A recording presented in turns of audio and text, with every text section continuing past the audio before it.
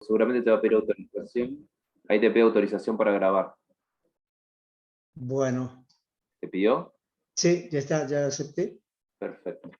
Bueno, hola, buenas tardes a todos y a todas. Bueno, hoy, 6 de septiembre del 2022, estamos grabando lo que sería la intervención de nuestro amigo Mario Vilca, que mucha presentación nos necesita para quienes somos cuyanos, lo seguimos, lo escuchamos, lo leemos, y es un gran referente y una persona de consulta constante para todo lo que tiene que ver con lo nuestro americano y el pensamiento situado. Así que bueno, saludarte Mario, que estás en Jujuy. Sí, sí, estoy acá en este momento en San Salvador de Jujuy. Vine de la Quebrada porque tengo clases también. Y bueno, muy amable, muchas gracias Diego y Valeria por la invitación. Creo que es una tarea común, ¿no? Que compartimos y también una responsabilidad y también un afecto principalmente que nos hermana en esta tarea importante de, de pensar juntos, ¿no? Juntos y juntas, vamos a decir. Gracias por la invitación también. Y bueno, y a todo tu equipo, a la universidad que, que me está también ayudando a compartir. Y bueno, también quería agradecer a la Chichería de América. Bueno, estamos recontra agradecidos, muy felices de contarte. Bueno, estamos acá nosotros en la oficina del Centro Ugarte de la Universidad Nacional de Lanús, en Buenos Aires, bueno, conectados acá. Creo que esta cuestión de tecnología tiene sus contras, pero esta vez aprovechamos de los pros de la tecnología y nos acercamos un poco, ¿no? Y acortamos distancias y nos conectamos y de alguna manera nos acercamos y nos abrazamos. Así que bueno, Mario, te invitamos a que nos compartas lo que preparaste, lo que tenés para contarnos. Sí, lo que me parecía, para el pensador, digamos, el pensamiento, ¿no? Indígena y popular de Rodolfo Kusch, tiene muchas entradas y muchas salidas y muchos conceptos, muchas categorías, muchas imágenes, escenas, muchos caminos que Kusch ha recorrido.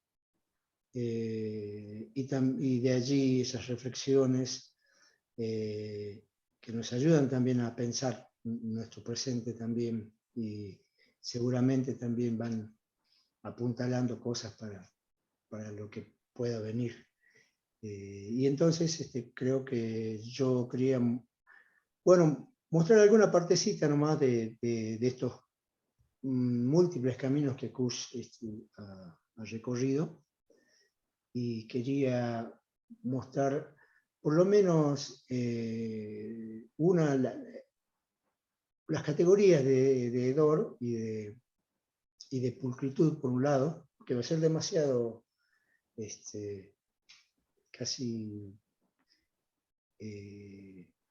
sintético, y luego ver cómo aparecen algunas de las categorías del pensador en el esquema del dibujo de Juan de Santa Cruz Pachacuti.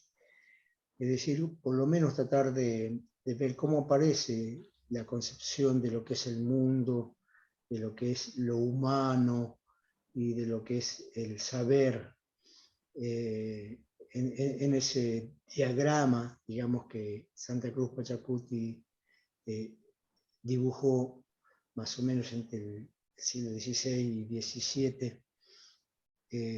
Así que me gustaría compartir esto y luego una breve, digamos,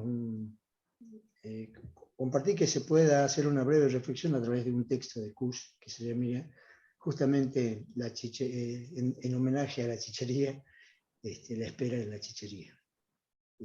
Permiso, entonces voy a compartir, Diego, la pantalla, a ver cómo aparece.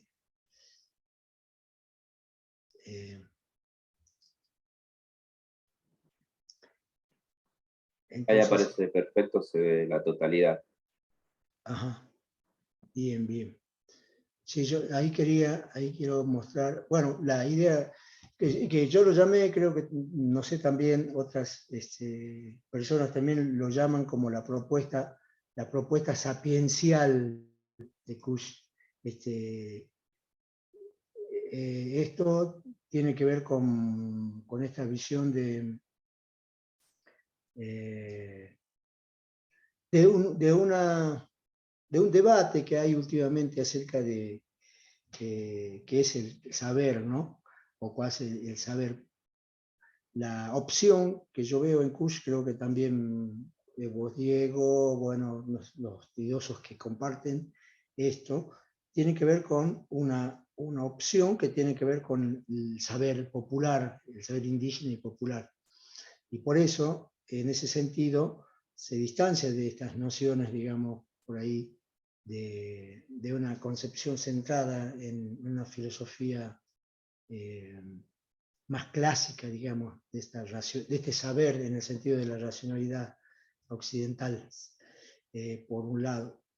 Y está cerca o hermanado, pero no es lo mismo, con los planteos de la filosofía de la liberación, ¿no? Que está centrada en categorías de relación, dependencia y liberación, por ejemplo. Entonces, podríamos llamarlo, entonces, eh, la, eh, una propuesta sapiencial en lo de Kush. Para quienes no conocen muy bien la trayectoria de Kush, les mostraría una pequeña cuadrito donde habla de las diferentes obras, ¿no? Los principales obras, porque hay mucho más de esto, ¿no? Y hoy haríamos una breve reflexión relacionada más bien al texto de 1962, América Profunda, ¿no? Y el texto Indios, Porteños y Dioses también es muy interesante como introducción al pensamiento kushiano. Es uno de los libros, pequeños textos fascinantes, pero como si fuese una guía de cómo repasar primero lo americano y luego cómo las lecturas que él hace sobre lo americano. El pensamiento indígena y popular, muy interesante por categorías, ¿no? Como la economía seminal, el estar y el ser, y la cuestión del saber. Ahí está la cuestión de la sapiencialidad, lo mismo en la negación en el pensamiento popular, aparecen allí la doble vectorialidad del pensar, ¿no? Como lo llamó él, y ahí justamente hay como una especie de deslizamiento hacia un pensamiento relacionado más bien al corazón, y que tiene que ver con aquello que no es pensable, que no ha sido pensado, lo impensable y lo posible de ser pensado. Entonces, de allí que la negación también se propone una propuesta epistémica para abordar lo americano. No voy a hacer mucho más. Geocultura del hombre americano está trabajando el tema de lo cultural, digamos, anclado, ¿no? Anclado más el pensar no en lo geográfico, sino anclado en la experiencia, la experiencia americana. Así que bien, y el esbozo de una antropología filosófica americana va a ver cómo puede fundamentar, ¿no? Una antropología que esté también anclada en la vivencia, por lo tanto, trabaja desde la etnografía y desde la antropología, en sentido clásico, ¿no? De la antropología sociocultural centrada en lo americano, para luego establecer un puente con una reflexión filosófica y bueno, hay otras cosas más que por razones de tiempo y de interés del tema no vamos a continuar. Entonces, me gustaría comenzar esta pequeña, me gustaría que sea una correflexión, pero bueno, pero como estamos grabando, va a estar, pero seguramente Diego y Valeria, que ellos conocen muy bien estos temas, lo van a hacer de una manera muy así pertinente, como planteaba Kuss, por un lado. Kuss plantea en la introducción a Indios, Porteños y Dioses, ¿no? En este texto, Indios, Porteños y Dioses, plantea que hay dos modos o dos caminos, o dos caminos para comprender lo americano. Por un lado, hay un camino que tiene que ver con la información que tenemos sobre América, con las crónicas, con los cronistas, con el trabajo que muchos teóricos, muchas académicos y académicas han trabajado, tanto en la antropología, en la sociología, ¿no? En la historia, sobre lo americano. Ese es un modo, ¿no? de abordar lo americano. El otro modo sería ir a conocer, ir a participar de las fiestas, del modo de cómo está sembrando un campesino, de cómo pide permiso para cosechar y cómo ritualiza las eracas, las illas, las conopas, que son como son como los alimentos potenciales o energéticos de los agricultores y también de la gente de los mineros también, o de los ganaderos que crían llamas, que crían vacas, ovejas, cabras. Entonces, hablar con ellos, comer sus comidas, beber sus bebidas, bailar sus músicas. Entonces, ese sería otro modo. Yo a mí me gusta mostrar una pequeña fotografía que tomé del escritorio de Rodolfo en Maimará, donde justamente aparecen estos dos caminos. Este es el camino de la enciclopedia, este es el camino de la derecha que vemos acá, del lado derecho de parte nuestra. Ahora, claro que es la biblioteca, pero ya está ordenada y está todo con letreritos, ¿no? de Rodolfo Kuss, porque bueno, se encargó la UNTREF de hacer todo un trabajo de organización de su material. Y ese es el camino de la enciclopedia que Kuss nos señala en Indios, Porteños y Dioses. Y el otro camino que vemos también allí, si podríamos, ahí está la ventana abierta, y entonces dice Rodolfo Kuss, dice, pero si miro por la ventana, allí está el carpintero Choque levantando una medianera. Y entonces sería bueno ir a conversar con él para preguntarle cómo está el tiempo, cómo están los sembrados, cómo está hay lluvias, ¿no? El carpintero Choque, hoy actualmente Mario Choque es un señor mayor también, que es el diablo de la comparsa de los anateros de los runcancos se llaman. Y runcancos significan los marginados, los menos, digamos así, en términos quechuas, ¿no?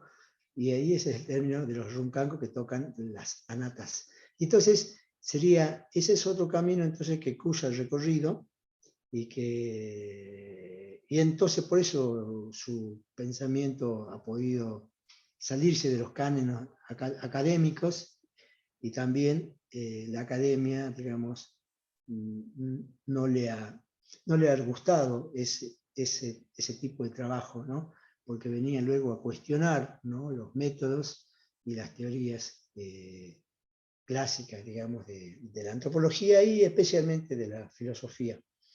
Entonces, parecía que esos dos caminos, tanto el de la enciclopedia o del conocimiento teórico, como el de la vivencia, serían dos modos de articular. Articulados serían un modo importante de comprender lo americano. En otros trabajos, Carlos Cullen había mostrado cómo Kusch hablaba del corpus, de un corpus. ¿Qué corpus estamos trenzando, diría, no? Y este sería uno de los corpus, bueno, que estábamos trenzando, el corpus enciclopédico, académico, teórico, digamos, de alguna manera que ha sido construido para otra experiencia cultural, ¿no? Y que no logra, este corpus no logra absorber o comprender lo americano. Entonces decía Kusch, Carlos Cullen lo comentaba, ¿no? Tenemos que dejar de bailar y trenzar ese corpus para trenzar un corpus nuevo, un corpus propio.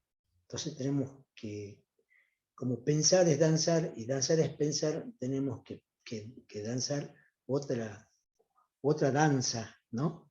Y una danza que tenga que ver con los sentidos, ¿no?, de lo americano.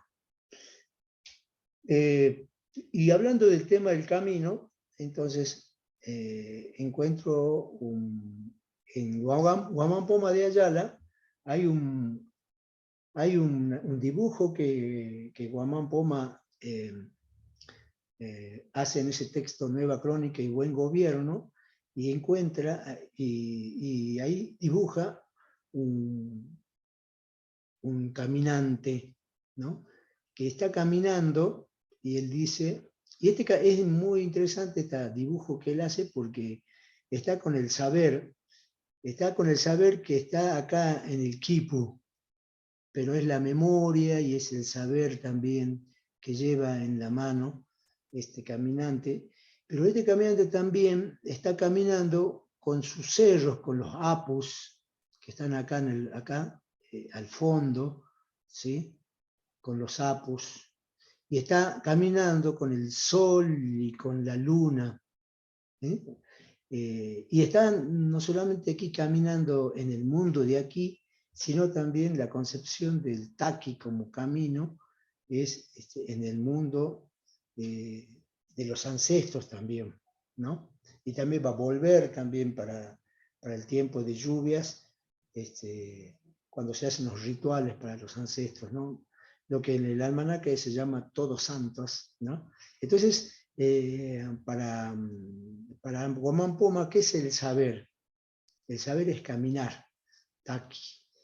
Y entonces, estar de pie, ¿no? Estar de pie caminando, y esa está la noción del estar en Kusch, ¿no?, que Kusch va a decir, estar, va a venir de estar de pie, ¿no?, mientras que ser viene de sedere, ¿no?, estar sentado, ¿no?, sentado o estar inmóvil. Y entonces una pequeña definición de lo que es filosofía y cuál es el sentido del filosofar en América, que también Kusch va a hacer una referencia a esto, ¿no? Va a tener que ver con un saber del mundo, ¿no? Entonces Guamán Poma escribe: astrólogo, poeta que sabe del ruedo, de cómo rueda el sol y la luna, y eclipses de estrellas y cometas, hora, domingo, mes y año. O sea, el saber es un saber digamos, del calendario climático, ¿no? Primero climático, para tener que ver con el verano y el invierno, pero también con los modos de sembrar, de señalar los animales, pero también va a ser un calendario productivo también, y el calendario de los rituales, los momentos en los que hay que hacer los agradecimientos y las ofrendas a los seres poderosos.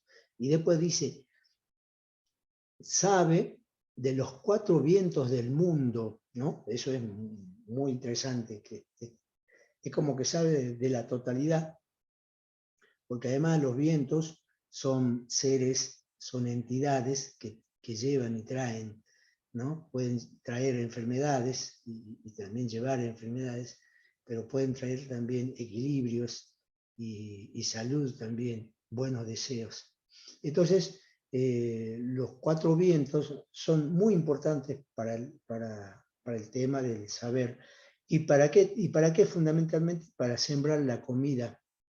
Y entonces el saber en el mundo andino tiene que ver con el sembrar, es muy interesante esto, esta noción del fruto, ¿no? Que Kushba lo va a recuperar de una manera como central. La categoría de seminalidad aparece aquí, ¿no? Para sembrar la comida. Claro que esta comida, por un lado, va a tener que ver, como decía Kusch y también decía Carlos Cullen, es la comida que llena el hambre, ¿no? El hambre de comer, ¿no? Pero también llena el hambre de saber, el hambre del sentido, ¿no? Que es un sentido recogido del mundo. Eso es muy interesante. O sea, no hay la pretensión de que uno va a inventar un sentido para el mundo, ¿no? No invento un sistema filosófico, ¿no? Con mi nombre y apellido, sino que el saber es un saber que se desprende de la experiencia del mundo. Y creo que Kush es lo que hace cuando escucha esas voces del mundo para constituirlo en una filosofía, una filosofía indígena y popular. Pero como una de las condiciones es, para tratar de asumir este saber, tenemos que dejar el miedo de lado, ¿no? Porque tenemos que darnos cuenta de que tenemos miedo de ser primitivos, como decía Kush, ¿no? Y también tenemos miedo de que en este saber que tratamos, que se genera desde el mundo, hay cosas que no podemos saber, que no vamos a tener la claridad para conceptualizar, porque no son conceptualizables también, ¿no? Hay prácticas y saberes que algunas personas pueden alcanzar, ¿no? Entonces tenemos que tener también, tenemos que tratar de superar el miedo de perder nuestra extrema pulcritud, ¿no? Como dice Kush, porque esa pulcritud es una pulcritud de la seguridad, del conocimiento y de la academia también, pero mucho más de eso es la pulcritud de ser alguien, ¿sí? Entonces tratar de saber un saber indígena y popular también requiere, digamos, estas formas de heroísmos, de tratar de superar el miedo. Bueno, entonces, la condición original entonces que plantea es entonces también salir del miedo, ¿no? Que nos aparezca el diablo, dice, los santos, Dios o los demonios. Claro, esto va a tener que ver con el segundo vector, es decir, que cuando abrimos el saber más allá del entendimiento y de lo teórico, pueden y aparecen otros niveles de realidad que no estamos acostumbrados a poder, digamos, a relacionarnos con esto. Y en ese sentido nuestro miedo es más ciudadano, digamos, ¿no? Ese ciudadano que nos aparezcan otras experiencias. Pero para Kush es como una iniciación, ¿no? Por eso se va hasta Maimará. Bueno, entonces en América Profunda aparece esta noción de ese hedor americano, ¿no? Que aparece donde tenemos el miedo de perder nuestra pulcritud, porque hay un hedor que nos interpela, ¿no? al interior de América. Allí presento algunas versiones de América Profunda. Yo tenía otra, pero no, bueno, lo presté con mucho entusiasmo, se lo presté a alguien porque me gustaba, como hacemos así con los libros que nos gustan, prestamos los libros para que otra persona también pueda experimentar. Y después, bueno, ya no lo pude recuperar, así que tengo una nostalgia por mi América Profunda de tapa naranja que tenía, que es la primera vez que tenía un libro de Kush, y eso fue emocionante. Bueno, si Diego quiere hacer alguna, estoy atento, me dice nomás, por favor. El librito de Kush que hablas, la versión, la edición es la chiquitita, ¿no? La que es así, media pocket. Ah, ¿cuál es la de América Profunda? La que te falta de América Profunda es una más chiquitita, ¿no? Era De una de tapa tamaño. naranja, pero no me acuerdo si era muy chiquita. Yo creo que estaba recién en la escuela secundaria, me parece. Pero no sé, la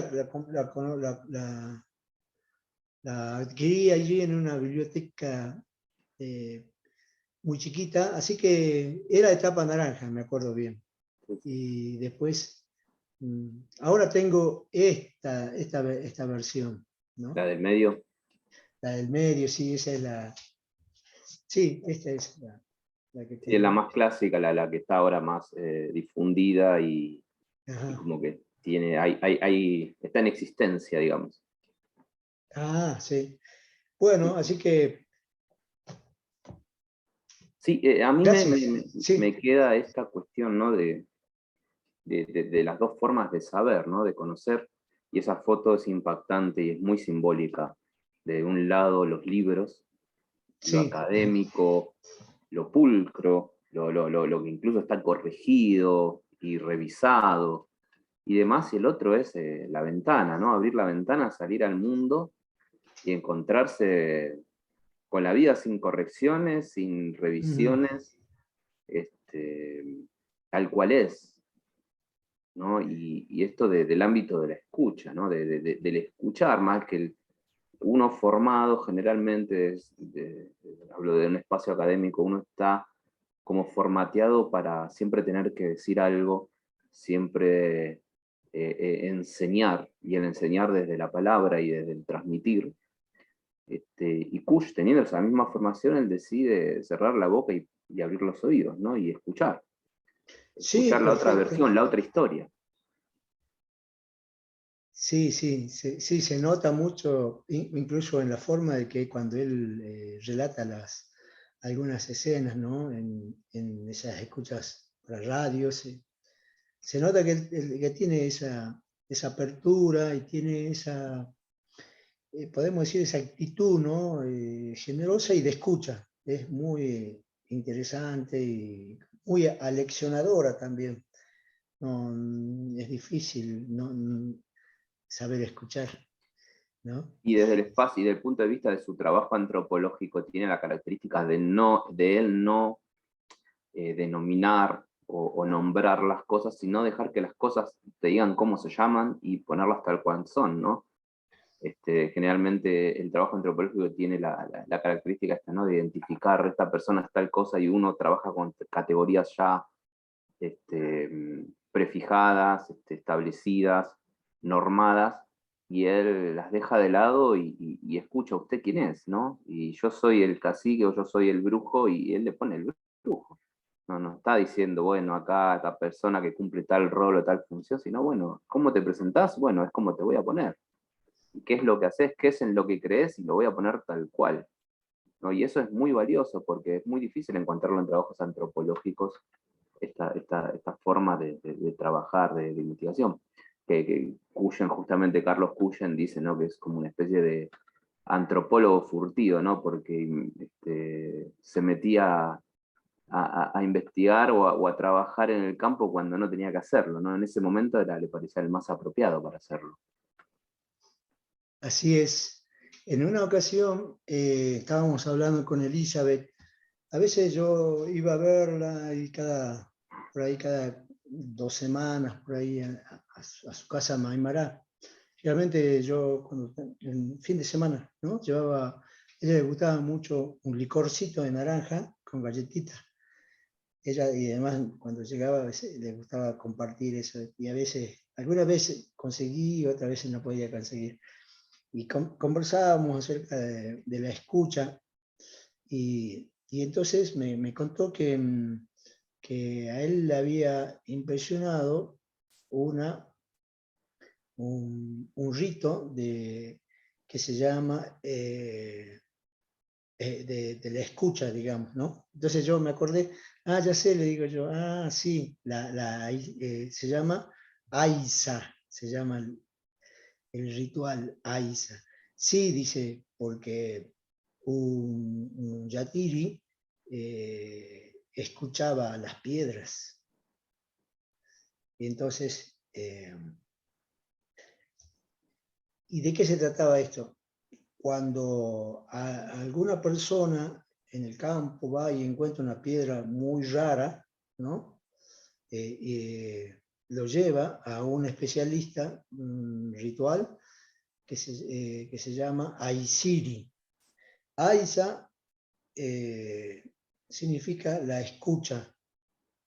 Y Aisiri es un término, iri es como un cargo, es el que, el que, el que hace hablar, algo así, ¿sí? El que hace hablar. Y entonces el Aisiri es el que hace hablar. Y entonces hacen los rituales para preguntarle a la piedra quién es. Y entonces, por ejemplo, en textos de la parte de Sucre, ¿no? Un poco de Bolivia, cruzando, cruzando la frontera, Villazón, hasta llegar para la parte de Sucre, cerca de Potosí, hay estos especialistas que hacen hablar a las piedras y les escuchan. Y entonces uno de los ejemplos aparece y dice, yo soy, entonces aparece y habla la piedra, yo soy Santiago, ¿no? Yo no quiero ese caballo, dice. Porque Santiago, el Tata Santiago, Tata Bombo, relacionado con el rayo, que es Santo Santiago, no quiere ese caballo, él quiere un caballo blanco, ¿no? Y entonces cuando la piedra habla, después lo llevan a un artesano, un pintor, que lo pinta arriba de la piedra, a Santo Santiago. Y después lo ponen en una hornita de esas de madera.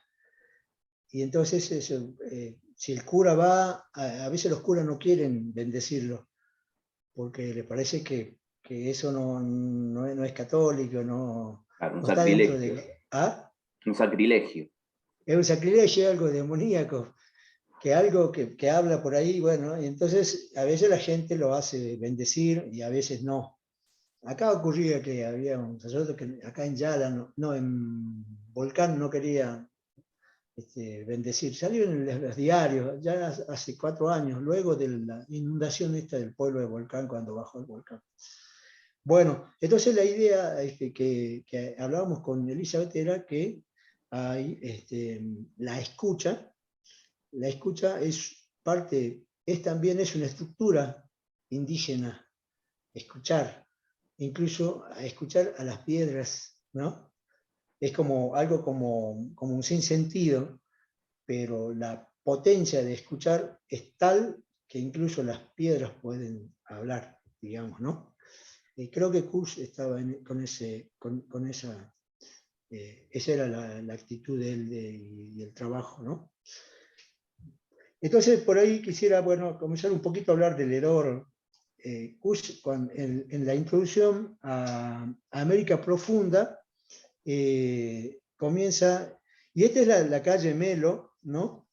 Esta es la calle Melo, que yo les muestro la foto que saqué ahí cuando, creo que fue ya hace unos 5 años por ahí, ¿no?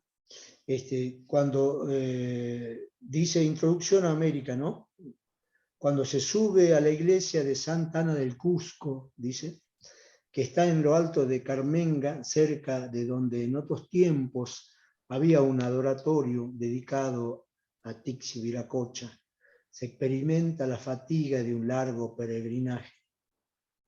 Es como si se remontaran varios siglos a lo largo de esa calle Melo, bordeada de antiguas chicherías, ¿sí? Claro, acá estas serían algunas antiguas chicherías, ¿no? Ahora ya está, por supuesto, más cuidada, y ahí al fondo ya se ve la iglesia esta que dice Cus en América Profunda, ¿no?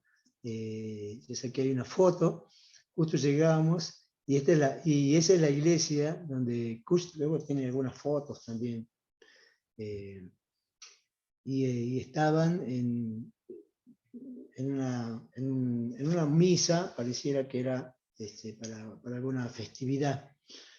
Bueno, yo entré despacio, con sigilo y como uno entra en los lugares que están haciendo un ritual, ¿no? Y me regalaron, y una señora me regaló un pan. Fue algo emocionante para mí, porque bueno, habían como presentes que había que dar, y entonces me hicieron un poco de papel picado y me regalaron un pan invitándome a la celebración, porque justo terminaba la misa. Esa, esa experiencia, digamos, de llegar a la América Profunda, ¿no? Claro que Kusen lo que encontraba era que estaba todo era adverso, porque bueno, venía de la ciudad y estaba el mendigo, el mendigo que le pedía unas monedas, una señora, había alguien dice, vociferaba su chicha, una mujer que lo miraba de manera insistente, y entonces él dice que la alteridad, aquello, dice, él se pone en la piel del ciudadano medio, ¿no? De cualquier urbe de Sudamérica. El ciudadano medio, con su experiencia moderna y que va al interior del pueblo o al cerro o a la montaña, y encuentra todo eso que no tiene que ver con su experiencia ciudadano, podemos decir, ¿no? Y entonces la chichería entonces va a hablar bueno, uno de los lugares, ¿no? Interesantes. Esta es una foto de Chambi, ¿no? Un fotógrafo peruano muy conocido, que fotografía cómo eran las chicherías allí en el Cusco, ¿no? Y entonces lo que aparece en América Profunda es el tema de cómo que también la chichería es parte también del hedor, de aquello que no se puede comprender bien, qué hacen la gente tanto tiempo bebiendo chicha, digamos, ¿no? Y dice, ¿cuál es el sentido de la espera en la chichería? Dice Rodolfo Kusch. Bueno, eso es un pequeño texto después que ustedes lo van a leer, ¿no? Que va a tener que ver con esta necesidad de tratar de comprender el sentido de la espera, el tema del tiempo de la espera en lo andino, y que tendrá que ver con los ritmos, ¿no? De lo que llamamos naturaleza, ¿no? esperamos que salga el sol, esperamos que se pierda el sol, esperamos que llegue el verano, que llegue carnavales, esperamos, siempre tenemos que esperar, ¿no? Esta es la sensación que Kush descubre allí, puesto que en la ciudad no nos gusta esperar, pensamos que es perder el tiempo, ¿no? Nos parece que si vamos a una cita y alguien nos hace esperar más de 3 minutos, ya nos parece una falta de respeto, digamos, ¿no? Pues si nosotros tenemos que tener todo cuantificado, ¿no? El tiempo. Y eso es lo que nosotros hacemos. Vamos a clases, tenemos que ser puntuales a la entrada, a la salida, exigimos puntualidad, ¿no? Exigimos que no nos hagan perder el tiempo, ¿no? Y entonces aparece una reflexión sobre la temporalidad en esa espera en la chichería. Y en el café también estamos esperando algo, ¿no? Ese sería también el otro lugar muy interesante, muy importante que para Kush. El café también está donde desplegamos algo, ¿no? Donde esperamos algo también, ¿no? Y entonces parecieran que Kush dice, pero estamos cerca del indio si estamos en el café. Eso nos espantaría, no somos indígenas, nosotros hemos progresado. No hay una diferencia muy grande entre yo y el indio, esa idea. Entonces, pero Kush nos va después a señalar, ¿no? qué es lo que nos une con el porteño, que al indígena con el porteño, ¿no? ¿Qué continuidades, ¿no? Encuentra allí y qué diferencias y qué, como decíamos, como diríamos hoy en un lenguaje actual, cuáles son las grietas que hemos abierto nosotros entre la ciudad y el campo, entre la modernidad y lo popular, ¿no? Entre la teoría y la práctica, entre el saber de la enciclopedia y un saber de la vivencia. Entonces son grietas que Kush viene a interpelar, podemos decir. Bueno, Diego, sería interesante que entremos en el texto de Santa Cruz Pachacuti, que está en América Profunda también, ¿no? Una breve reflexión sobre ese texto, sobre ese dibujo que Kush lo presenta ahí en su texto, hablando de lo que es lo humano. Bueno, acá está en el libro América Profunda, lo tenemos acá. Bueno, no es muy buena la definición del texto, digamos, del dibujo. En general hay cuestiones que hay que aclarar allí con el dibujo de Santa Cruz Pachacuti. Lo que generalmente vemos en los textos es que hay dos, lo que nos encontramos en los textos, hay dos. ¿Se ve esto? Diego, gracias. Si ustedes ven, hay una parte, está a la izquierda de nosotros, ¿no? Que este es el original. Este es el original, así con borroneos, con correcciones, con textos puestos, incluso no solamente por Santa Cruz Pachacuti, sino también por Francisco de Ávila, allá por 1600 y tanto, porque Francisco de Ávila le había preguntado a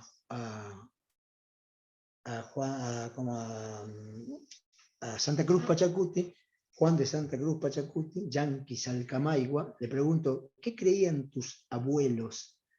¿Qué era antes en esa creencia? Le pregunta, porque en realidad él quería saber esto para luego establecer los sermonarios y escribir los confesionarios, ¿no? Para decir, ¿crees que el sol el Inti es tu padre, etcétera, ¿no? Bueno, ¿de dónde saldría esto? De que los indígenas dijeran cuáles son las creencias. Eran digamos, estrategias, digamos, bueno, eran los interrogantes, ¿no?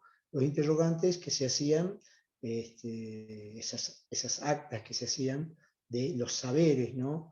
De los indígenas. Y luego, una vez que se recogía estos saberes, así como tipo antropológico, se escribían los sermonarios, los confesionarios, para reprenderlos y para enseñarlos que esas creencias son erróneas. Entonces, este es el original, ¿no? Esto está recogido por Marco Jiménez de la Espada, es la primera, digamos, publicación. Y después la que está al lado, ella más depurado. Esta es una foto que yo saqué del texto de Tom Suidema, ¿no? El calendario inca, que está, como no encontraba buenas definiciones del dibujito, así que saqué una de estas, pero también se pueden, hay que buscar nomás, se pueden encontrar buenas definiciones. ¿Qué es lo que nos quiere decir Santa Cruz Pachacuti con esto? Pero antes de eso, quería decir que hubo muchos debates acerca de si este era un dibujo que representaba la ideología andina o si representaba la visión cristiana, católica. Si Santa Cruz Pachacuti era, digamos, era un acólito, digamos, y que lo que hacía era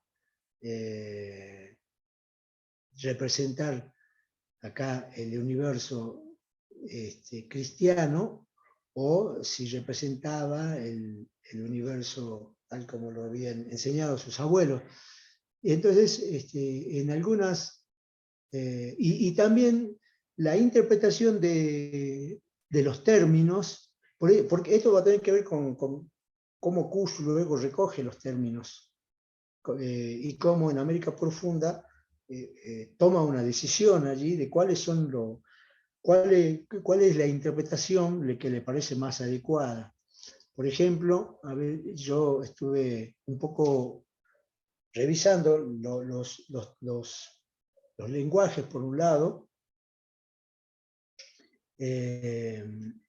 Por ejemplo, en Vallée, en 1982, en el discurso mítico de Santa Cruz Pachacuti, Vallée habla de Salamanca, Cocamanca, ¿sí? Es decir, que cuando Santa Cruz Pachacuti dice la humanidad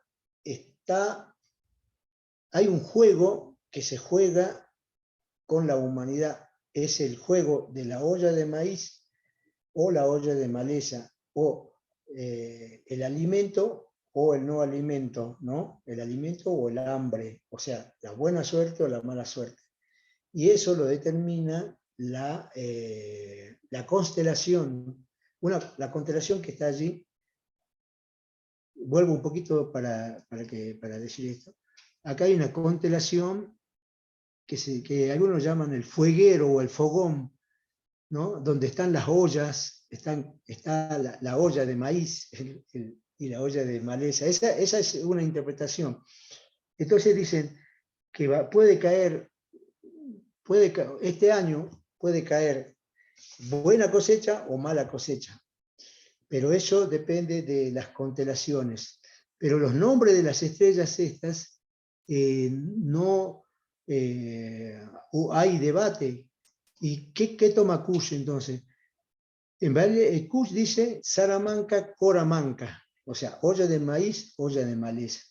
Pero, por ejemplo, otros hablaban de Cocamanca o olla de coca, ¿no?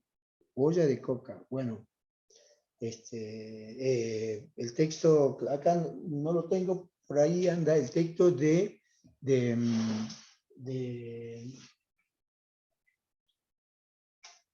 Esterman, por ejemplo, se llama Coca y Maíz, ¿no? Así se llama, ¿no? El último texto. Perdón, a ver si lo encuentro, si lo tengo acá.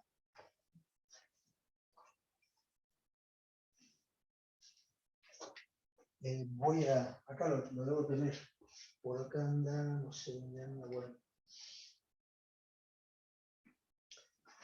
Bueno, entonces allí, lo que quiero decir que es tan importante esto, porque esto va a tener que ver con la metafísica que está planteando Kush, ¿no? Y Kush claramente dice que no sería coca manca, porque coca manca es una visión, o sea, no existe una olla de coca, digamos, ¿sí? Porque la coca no se pone en las ollas.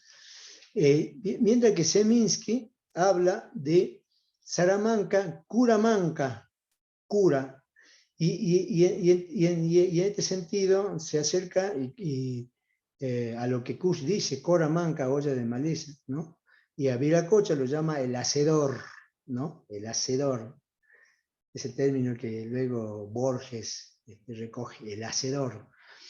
Y el hacedor es andrógino, no es el dios masculino, sino es femenino y masculino a la vez, por eso es autónomo y tiene posibilidad de dar fruto. En Enrique Urbano y Sánchez, este tema de olla de maíz y olla de maleza, ellos hablan de Salamanca y Coromanca, ¿no? Esta es la interpretación de ese pequeño dibujo, pero Cora y como hierbas malas, ¿sí?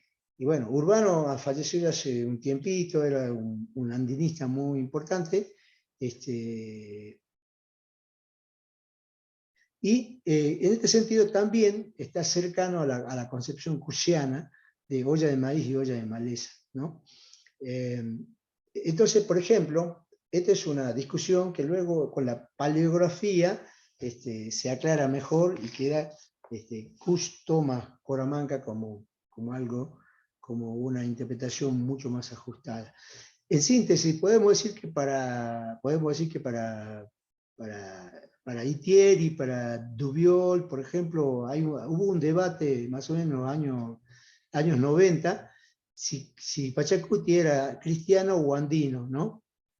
Y para Dubiol, porque también luego publica un texto sobre la relación de antigüedades, publica allí en el Instituto Francés de Estudios Andinos, y tiene toda una interpretación bien, bien cristiana de todo el dibujo, ¿no? No deja ninguna posibilidad de que haya algo andino allí en el texto, en esa interpretación de Pachacuti. Y él dice que Pachacuti nos ofrece una historia teológica de los incas interpretada desde un punto de vista providencialista. Pero Tom Suidema, del que saqué el dibujo de la foto de su libro, El calendario inca, él dice que la interpretación cristiana global a la que Pachacuti quiere adherir y la interpretación que utiliza categorías específicas y locales que Pachacuti Yamki es capaz de manejar mejor. A él le parece que Pachacuti trabaja y todos estos elementos son elementos indígenas, ¿no? Quiere adherir a la teología cristiana, ¿no? Pero no deja de mostrar una estructura indígena. Esta estructura es la que Kush recoge. Bien, puede ser si hay un comentario allí de Diego, o continuamos, me dicen. No, dale, continúa, pues está bastante interesante, así yo no te corto y... Entonces solamente podríamos entrar ahora a tres ideas, ¿no? O tres conceptos, o tres, a ver, no sé si concepto ideas, podemos decir que son como esquemas de pensamiento, como Santa Cruz Pachacuti, digamos, desde Kush, ¿no? Nos muestra la concepción de lo que es el mundo, ¿no? Nótese que yo estoy acá utilizando un esquema que no es el original, sino que es una transcripción, y por lo demás, que acá dice coca mama y no dice cora manga como Akush, como Kush propone, ¿no? Acá dice Saramama y no dice Salamanca como Kush propone. Es decir, Salamanca significa olla de maíz y Coramanca significa olla de mala hierba. Así que hay como una especie de constante juego entre la buena y la mala suerte que está en las estrellas y que se juega con lo humano que está acá. Y ese juego en el cual lo humano no puede jugar es lo que le da ese sentido de no saber qué puede pasar, ese sentido de hay una angustia, dice Kush, ¿no? De este hervidero espantoso que puede aparecer como fructífero, pero también como totalmente desierto. Entonces hay esta concepción del mundo como un hervidero espantoso, va a tener que ver con los ritmos temporales que los indígenas le llaman el kuti, ¿no? Kush escribe en otras obras que es el kuti, es el vuelco de las cosas, de olla de maíz a olla de maleza y de olla de maleza en olla de maíz. Pero en ese vuelco el ser humano también puede jugar su juego también. ¿Y cuál sería el juego que puede jugar? El juego del trabajo y el juego del ritualizar el trabajo y el juego de al ritualizar incluir ese trabajo dentro de todos los poderes que se juegan en el momento de sembrar, por ejemplo, ¿no? Pedir permiso, tener o sea, saber con quiénes estamos sembrando y quiénes nos ayudan a proteger el cultivo, como decía Lesper en la Chichería. El indígena sabe que el sol, que las huacas, que Pachamama están haciendo crecer el maíz. Y entonces esas entidades, esas alteridades están en juego en el momento en que el ser humano pone en juego digamos, su acción frente a ese juego inhumano que es el que se vuelca a la suerte, aunque el ser humano no le guste. Ese es lo que llamaríamos el kuti, ¿no? En términos modernos se llama una revolución, hay un cambio de cosas, ¿no? Hay una revolución, pero en términos andinos se llama Pachacuti o el cuti del Pacha, es decir, el vuelco del estado de cosas.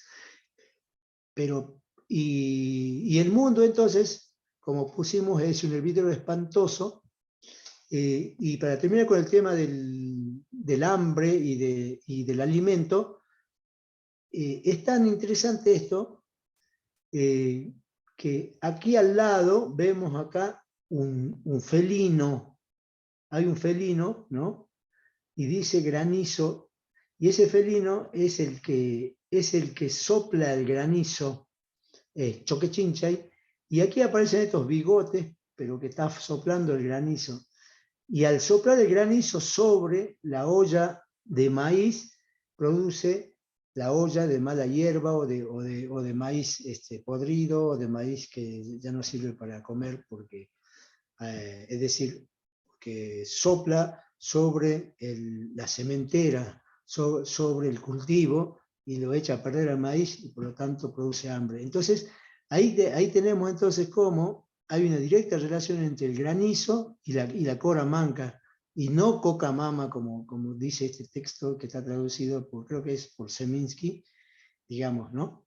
Solamente lo tomo porque es un poquito más claro para verlo, y no utilizo el texto original. Entonces, ¿qué es el mundo en Santa Cruz Pachacuti? En las discusiones de los intérpretes y en Kush especialmente habla como hervidero espantoso, y vemos acá esta forma, digamos, de un retablo, de estos retablos andinos, ¿no? En los cuales están el universo allí, ¿no? Están los santos, Dios, las vírgenes, etc. y aparece en el medio un huevo cósmico, como diría Levan Nietzsche, el huevo cósmico que es Viracocha, ¿no? Entonces, Kush dice Viracocha, ¿no? Y habla de los signos de Viracocha, ¿no? Y después dice, bueno, Viracocha se despliega sobre el mundo, se despliega porque él es mundo también. Es decir, como Viracocha es a su vez, acá dice Kariwarmi, ¿dónde están los términos acá? Kaiwarmi, ahí está, Kaiwarmi, ¿no? O Kaiwarmi, es como ser varón, ser mujer, ¿no? Viracocha tiene la potencialidad esa, por eso es autónomo y puede fructificar, digamos. Y entonces todo, al desplegarse Viracocha sobre el mundo, también constituye estas dualidades, sol-luna, ¿no? Estrella de la mañana, estrella de la noche, verano-invierno, estrella hombre-mujer, como pone, ¿no? Y todo esto está vivo, todo esto habla, como decíamos hace rato, todo habla, solamente hay que saber escuchar, porque está vivo y acá pone acá Imaimana, ¿no? Ñauray, Kuna, Ñawin, los ojos de Maimana, ¿no? Y entonces significa que todas las cosas nos están mirando, ¿no? A nosotros, como seres modernos de la ciudad, no nos importa que nos miren los seres de la naturaleza, pero he ahí que están allí esperando a ver si podemos hablar, comunicarnos con ellos o hacerlos hablar. Entonces, esta noción de casa común, ¿no? Que ha aparecido últimamente cuando habla, digamos, el Papa, va a tener que ver con esta noción, ¿no? de esta casa. Y podríamos decir incluso que, hablando desde el punto de vista más andino, que la casa en el mundo andino no es un continente solamente, sino que es algo vivo, que está vivo, que está viviendo, y se le hacen ofrendas, sacrificios, se le pide permiso para habitarla. No sé si saben ustedes el ritual de flechar un huevo, el huevo, como si fuese el huevo de Viracocha, colgando allí, se pone así, entonces las personas van flechando al huevo ese, van flechando, y cuando el que logra acertarle al huevo, caen en una boca de Pachamama allí, y se chaya, y a los que acertaron se le da cerveza, vino, se lo felicitan porque están inaugurando. Generalmente es de a dos, se hacen esas, se llaman las flechadas.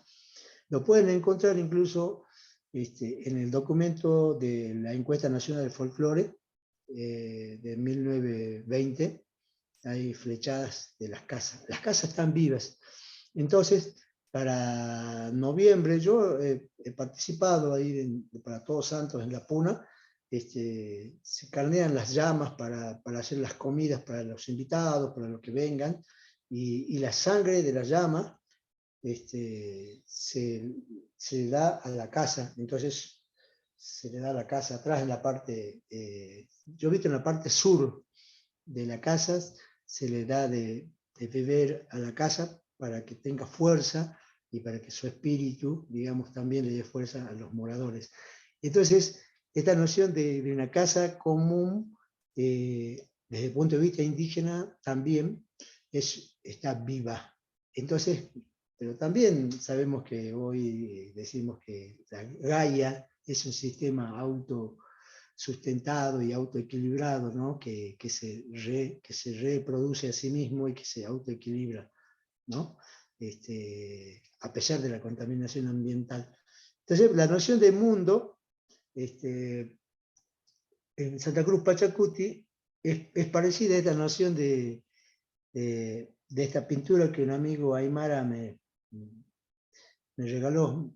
Bueno, me regaló una copia, no me regaló la pintura, trajo una copia y me parecía que ya no contrasta con esta noción de mundo, de esa esfera que conocemos en la astronomía, ¿no? Es una pelota de billar que gira con otras pelotas de billar, con un sistema solar. relacionado más con las fuerzas, la velocidad, la masa, etc. Mientras que la visión del mundo, y ese es un mundo desanimado, la bola de billar es un mundo desanimado, mientras que el mundo, que en la experiencia nuestra, ¿no? Es un mundo animado, con ánimo, y que está vivo, ¿no? Y en ese mundo andino hay también niveles de regímenes de niveles. Hay el mundo de adentro, y el mundo de afuera, y el mundo de aquí. Y un ejemplo de eso podemos ver en la ceremonia que se hacen con los autos y los camiones para martes de carnaval. Se los enflora, se los enflora, decimos, porque es como se le pone flores, tenemos serpentina, papel picado, se le pone coca, alcohol a los autos, martes de carnaval, y se queman mesas para los seres del mundo de adentro, los seres del mundo de arriba, la mesa blanca, la mesa negra para el mundo de adentro, y también para el lado del mundo de aquí, de la materialidad, ¿no? Para que este camión tenga una potencia generativa y sea productivo también, ¿no? Y ahí tenemos esta noción de un capitalismo andino, ¿no? Que es muy diferente de esta visión objetual del capitalismo. Y un ejemplo sería la foto de Kush de Pedrito el Hablador. Pedrito el Hablador es el camión que ellos han chayado para martes de chaya de carnavales, y le ponen el nombre, y Kush le sacó una foto, y se llama Pedrito Rimanqui, ¿no? Riman es hablar, ¿no? En quechua. Entonces, ahí tenemos un ejemplo de cómo el mundo se lo carga de agencia. Hoy llamamos agencia, intencionalidad, que son términos que están en discusión también, pero está vibrando de una manera diferente que si no hubiera sido consagrado. Bueno, no sé cuánto tiempo más tenemos, yo voy a, me dice nomás Ariel. En 10, Perdón. ¿puedes terminarlo? En 10. Bueno, entonces aquí, acá hay bueno, voy a tratar de hacerlo rápido, Dieguito, gracias. El azar, Viracocha es como el jugo cósmico, ¿no? Que está en el hervidero espantoso, pero que no es tan hervidero, sino que está sometido a las reglas del vuelco. Y lo que se llama caos, podemos decir, es un vuelco, ¿sí? Todo se va a ir volcando. Es como que en este momento estamos en el medio del vuelco, a esta hora, está atardeciendo y ya se está volcando el día en noche. Y en este momento estamos en un eje del vuelco ese, ¿ves? Ese sería lo que llamamos el cuti, ¿no? Cuando llamamos Año Nuevo también es el cuti. Y entonces sigo un poquito rápido, y una de las categorías va a tener que ver con la lógica seminal, ¿no? La lógica seminal de la persecución del fruto a través del trabajo, como planteaba Kush también allí, que va a tener que ver con la consecución del alimento, que cuando comenzamos, la filosofía es para sembrar la comida, tiene que ver con esto, con conocer la lógica seminal, la filosofía. ¿Mm? Vamos entonces entonces ya habíamos dicho que lo humano está preso es como que este mundo, pero tiene que hacer algo también, ¿no? Entonces la humanidad para Kush es un estar para el fruto, ¿no? Estar para el fruto. Claro que el fruto no solamente es el tema de lo orgánico, ¿no? No estamos hablando está el hijo como la generación de la dualidad, ¿no?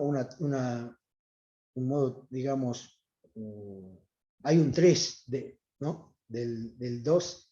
Es como Viracocha es uno que genera 2, y luego hay un 2 que generan 3, y luego esos 3 generan una cuaternidad que va a tener que tiene que ver con el Tahuantinsuyo, y los cuatro, bueno, las 4 regiones.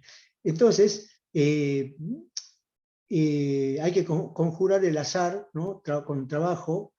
Bueno, Kusch dice con alegría y fundamento, ¿no? Kujen, digamos, yo por ahí porque Kujen nos parece que cuando hace comentarios de la obra de Kusch es muy interesante, y ese paso de la importancia del nosotros. Entonces, lo humano está entre en el mundo de aquí, en el Kai se llama, ¿no? En el mundo de aquí, y está como interpelado por el mundo de afuera y de arriba, y el mundo de adentro y de abajo. Y ambos lo llama Kusch lo absoluto. Es aquello que tratamos de pensar, pero hay cosas que son impensables, que no sabemos cómo se va jugando ese juego con el destino de lo humano. Y entonces nosotros tratamos de sacar el cuerpo a ese juego de la indeterminación, tratando de utilizar la racionalidad, de utilizar el ser alguien, digamos, ¿no? O buscamos soluciones, y a esas soluciones las llamamos salvación, ¿no? Las llamamos salvación. Estamos hablando de la modernidad.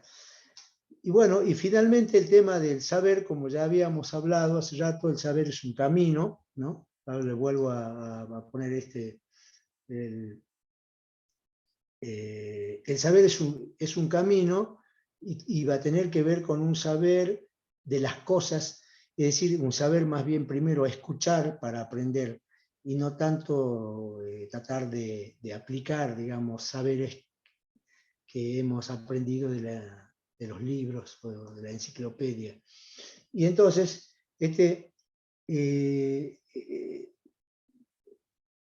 saber entonces, como hay la escucha del mundo, ¿no?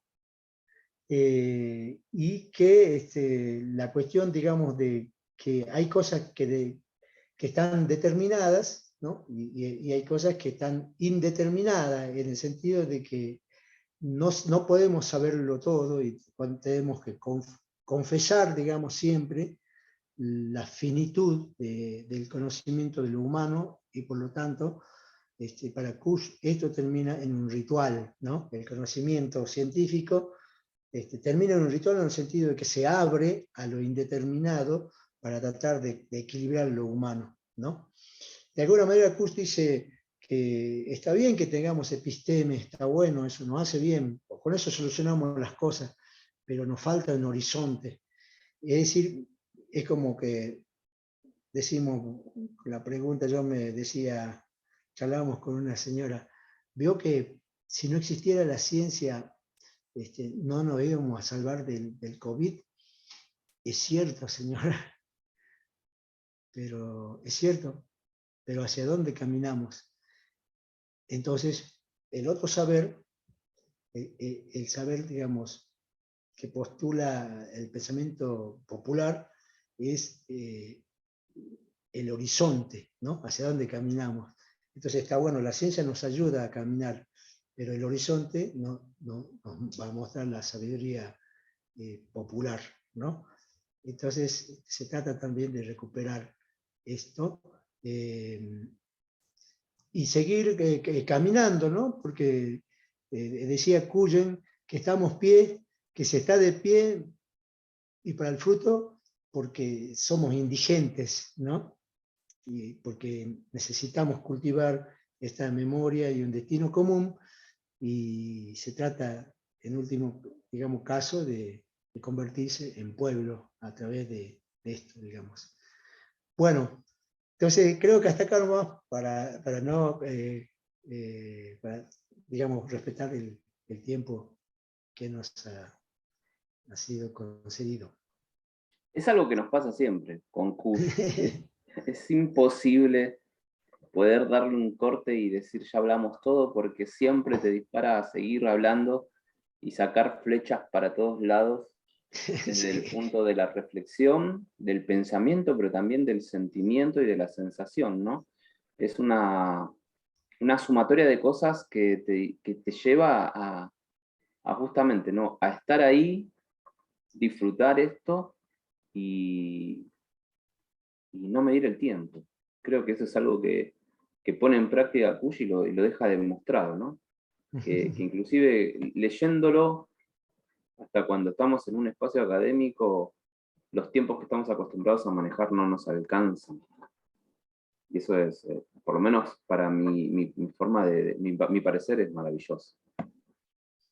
Bien, entonces, bueno, gracias por la invitación. Bueno, ustedes dirán después cómo podemos, ustedes también organicen, vean si tienen que cortar algunas partes, ustedes son No creo. los que manejan No, todo esto. para nada, pero sin duda que, bueno, un montón de cosas que me surgen y me salen, que tengo todo anotado acá, pero tampoco lo pienso dejar en esta grabación para que la gente que participa del seminario lo pueda encontrar, ¿no? Pueda encontrarse con sus propias reflexiones, con sus propias ideas, sus propios sentires de todo esto, ¿no? No dejarlo ahí como, bueno, esto es una charla y ya está todo dado, sino que ahora viene la segunda parte, que es que se dé lo que se tenga que dar, que suceda lo que tiene que suceder, ¿no? Y jugar con el sinsentido, con lo inesperado, ya sea fasto o nefasto, pero bueno, es lo que tiene que suceder. Sí, es muy interesante eso lo que decís, porque en las concepciones indígenas se dicen que las cosas tienen como si fuesen su tiempo y van madurando. Es decir, que si yo planto una naranja y yo quiero ya comer la naranja, entonces yo lo corto. Y eso sería no tener la suficiente paciencia por un lado y la suficiente sentido de que hay cosas que llegan a su madurez y cuando están maduras, entonces son posibles de ser digamos, en este caso, recogidas, ¿no? Cosechadas. Y entonces, posiblemente nosotros en la modernidad tenemos el apuro de que todo vamos a cambiarlo ya. Pero quizá incluso no hemos sembrado, no sabemos dónde hay que recoger eso que necesitamos ya. Entonces, todo eso necesita un conocimiento, un saber, una meditación, qué es lo que estamos esperando, cuándo va a madurar. ¿Es el momento para cortar esto o vamos a abortar esto, aquello que estamos esperando? Entonces, por eso creo que lo que dijiste tiene que ver con esa profunda reflexión de saber esperar. Tal cual. Bueno, y seguir andando y seguir esperando, seguir sembrando, pero Seguir mientras tanto sembrando. seguir andando, ¿no? No quedarnos Ujú. a esperar que crezca y ver que crece.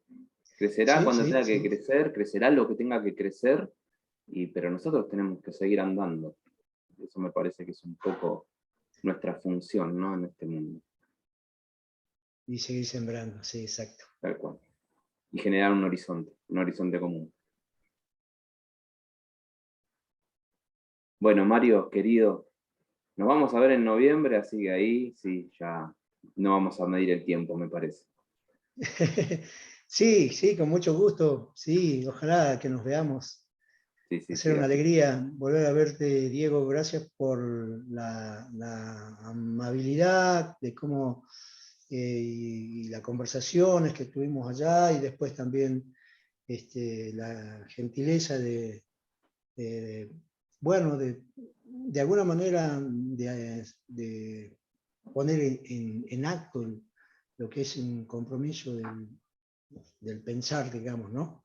Y decir, porque hay algo que lo va, es como el agua que se riega para que algo vaya creciendo, ¿no?